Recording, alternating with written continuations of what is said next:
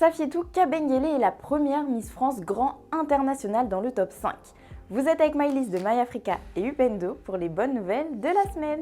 Safietou Kabengele marque l'histoire en décrochant le titre de 3e dauphine Miss Grand International. D'origine congolaise et sénégalaise, elle représentait la France à ce concours à Bangkok. Elle s'était démarquée sur le podium en enlevant sa perruque en plein chaud. En plus de sa beauté, son audace et son assurance ont su convaincre.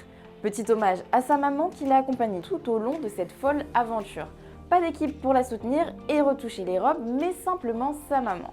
Bravo à ces deux reines africaines qui brillent ensemble devant le monde entier. Et bravo à Safietou pour son beau parcours et pour ce titre historique. On s'envole au Nigeria où la start-up Moniepoint intègre le cercle fermé des licornes, c'est-à-dire les entreprises non cotées qui valent plus d'1 milliard de dollars.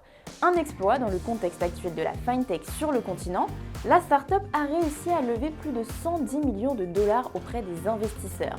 En 9 ans, Moniepoint s'est imposée sur le marché nigérian auprès des moyennes et petites entreprises. Elle propose des solutions de paiement pour celles qui n'ont pas de compte bancaire, prêts bancaires, terminaux de paiement. Elle concurrence les banques du pays sur leur incapacité à donner du cash. Depuis le mois d'août, elle s'adresse également aux particuliers et comptabilise 800 millions de transactions par mois. Elle souhaite désormais s'étendre en Afrique. Bonne nouvelle pour l'entreprise qui réalise un exploit et intègre le cercle fermé des licornes.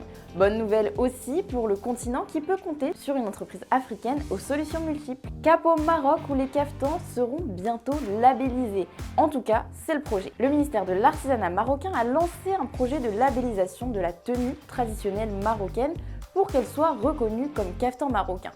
Il souhaite pour cela créer une marque collective afin de certifier la tenue. À la fin du processus, le cafetan marocain devra répondre à un cahier des charges spécifique pour porter le label et pourra être soumis à des contrôles. Le but de cette initiative est de protéger ce patrimoine immatériel des nombreuses contrefaçons dans le monde. Bonne nouvelle pour la préservation de cette pièce incontournable du patrimoine marocain.